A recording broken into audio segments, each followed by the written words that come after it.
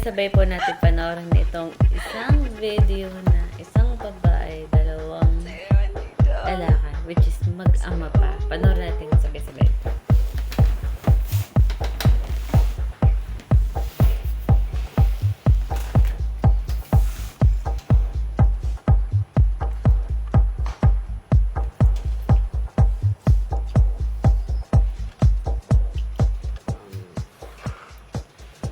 Endorsed by experts. Gamitin natin. Pwede ba? Robust.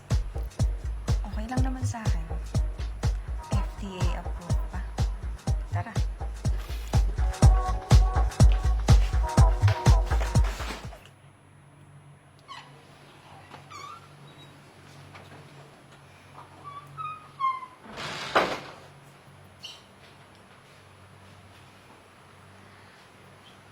Ito ba yung bahay niyo, mahal? Ito yung bahay natin. Nagustuhan mo ba? Oo. Ang ganda. Alam mo, hindi lang ito ang ibibigay ko sa iyo. Dahil sumama ka sa akin, turing mo na rin parang sa iyo to. At lahat ng gusto mo, pagkaya ko rin lang, ibibigay ko sa iyo. Salamat, mahal ah. Promise. Papasayahin kita araw-araw. Salamat. Ano ko? Ian. Gising ka na pala. Mabuti naman at bumaba ka na. Papakilala ko sa iyo yung girlfriend ko na magiging stepmother mo na rin. Ba't gaganyan-ganyan ka? Papakilala ko sa iyo itong si Aimee. Ang magiging stepmother mo. Dito na siya titira simula ngayon. Hindi ba, mahal? Si Ian siya, di ba? Oo. Anak ko yun. Oh, ito ba? Parang nabigla ka pa. Ang bihira ka. Kamo na nga siya. Sige na, akit tayo sa taas para makapag-bihis ka na rin. Sige. Sige. Relax ka lang.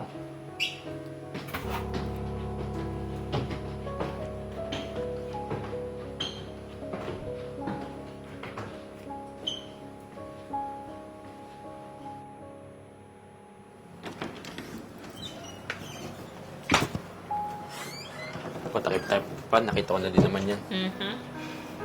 Anong pinagsasabi mo? Pangmaangan ka pa yan, no? Alam ko naman naaalala mo nakita tayo isang gabi, di ba? Sa bar. Tapos may nangyari sa atin. Ano bang balak mo, ha? Pati yung daddy ko pinupuntere mo. Talaga? Stepmom? Wala kang pakialam. Dahil pinili na ako ng daddy mo. Malamang may pakialam ako, daddy ko yun eh. Bobo ka ba? At saka knowing your work. Pok-pok. Ilang lalaki na nag-take out sa'yo palabas, di ba? At saka yung daddy kong matanda, hindi mo pa pinalampas. Talagang pupuntiryan mo pa talaga siya. Ano? Masaya ba yung daddy ko?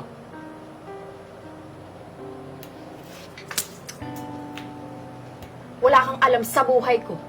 At wala kang karapatan magdesisyon para sa akin. Baka nakakalimutan mo. Hindi tayo magkakilala. At wala ka rin karapatan husgahan ako kung ito yung pinili kong trabaho.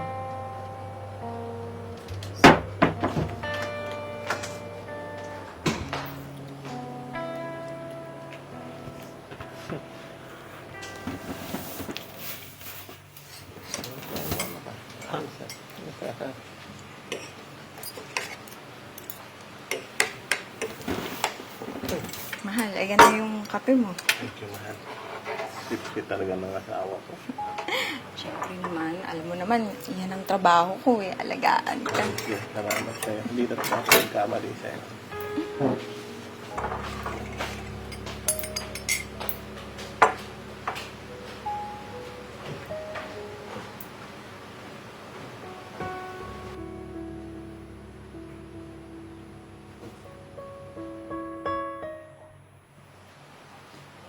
Oh, Ian. Raise mo na si Daddy, ha? So, if ever may kailangan ka sa tita Aimee mo, sabi ka lang sa kanya, ha? Sige po, Daddy. Ingat po kayo, ha? Okay na.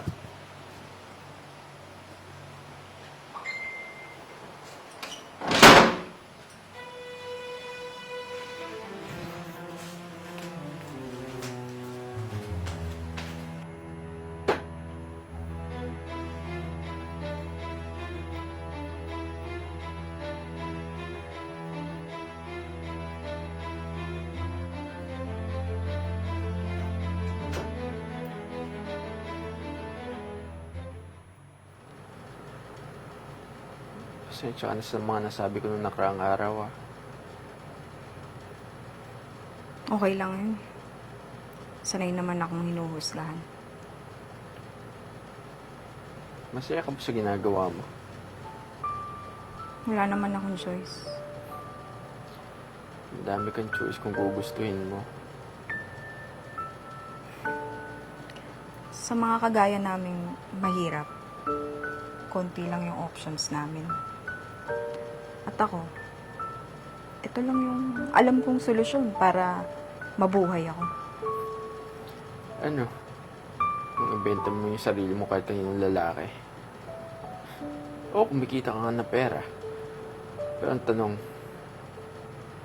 gusto mo ba yung ginagawa mo? Yan ba yung totoong nararamdaman mo? Ganyan naman yung buhay eh. Hindi naman porkit gusto mo, makukuha mo. Hindi rin naman ako nakapagtapos ng pag-aaral. Kaya ito lang yung alam kong gawin. At tingin ko, dito na rin ako tatanda. Kaya ako sumama sa daddy ko. Dahil sa pera.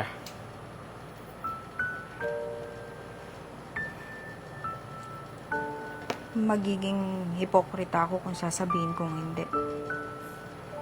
Pero gusto ko na kasing makaalis sa madilim kong buhay. At ito lang yung paraan. Di mo naman kailangang ipilit kung wala talaga eh. Tungkol sa taong mahal mo. I mean, alam ko naman hindi bilang anak yung tingin mo sa akin eh. Sa ginagawa natin, alam ko iba yung nararamdaman mo. Ganun din ako sa'yo. Unang kita ko pa lang sa'yo, alam ko na ikaw yung babaeng mamahalin ko. Na ikaw yung babaeng gusto kong makasama habang buhay. Hindi mo alam yung sinasabi mo.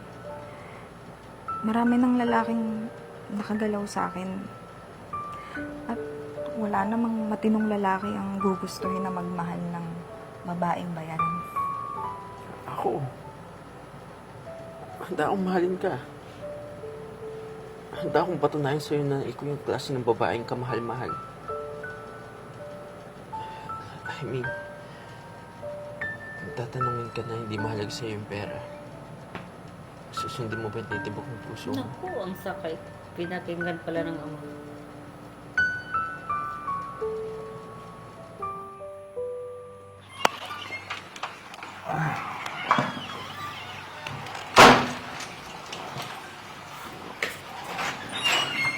Mahal!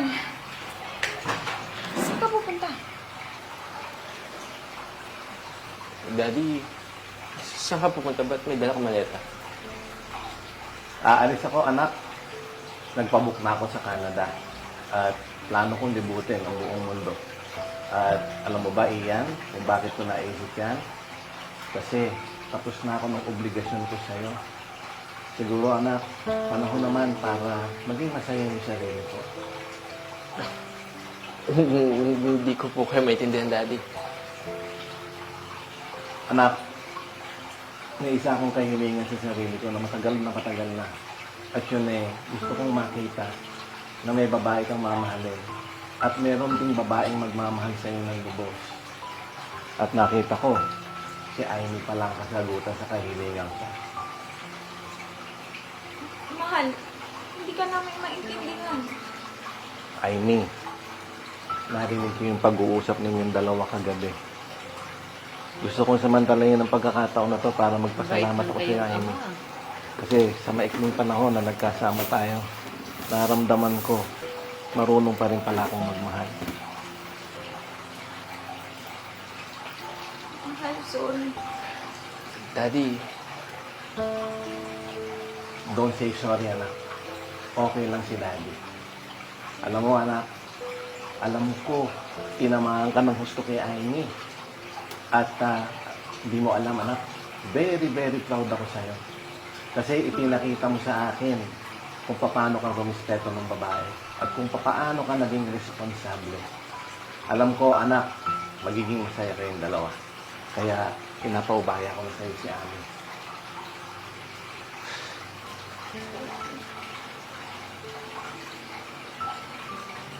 Ikaw naman, Amy, huwag mong sayangin yung pagkakataon na may lumapit na sa'yo yung lalaki na mahal ka at tanggap kung sino ka. At huwag mo na siyang pakawalan. Alam ko, mahal ka ni Ian.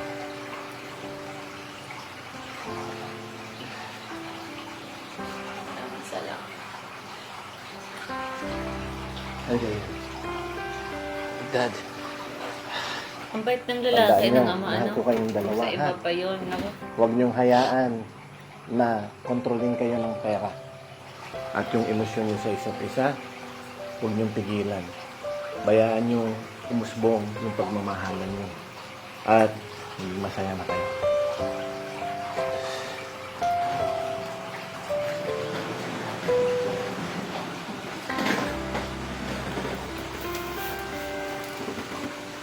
Sana all.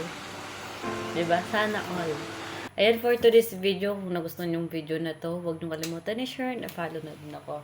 Bago matapos ito, gusto ko muna magbigay ng konting advice. Okay, sa lahat po ng mga babae na naligaw ng landas, sabihin na natin. Kasi, sabi pa nga, lahat tayo, kanya-kanyang pinanggalingan, kanya-kanyang background. Hindi kasi natin alam kung ano ang pinagdadaanan niya. Kayo, hindi nyo alam kung anong background ko, hindi nyo alam kung anong background, kung anong pinagdadaanan ko. Kaya, kahit sino mang tao, wala tayong karapatan humusga sa isang tao.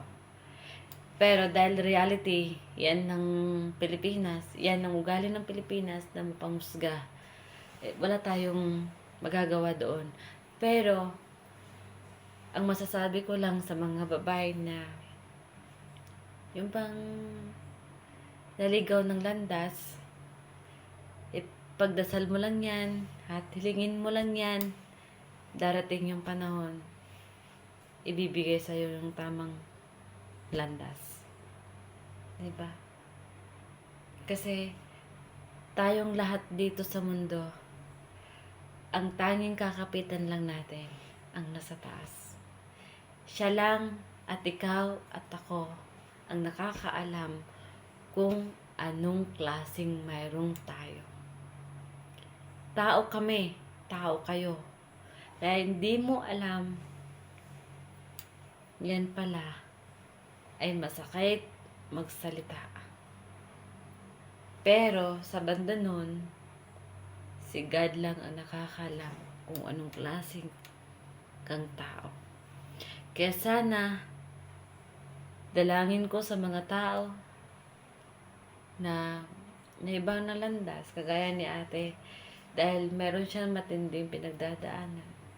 Hindi nakapagtapos ng pag-aaral, wala siyang alam. Kaya ito na yun lang yung alam niya.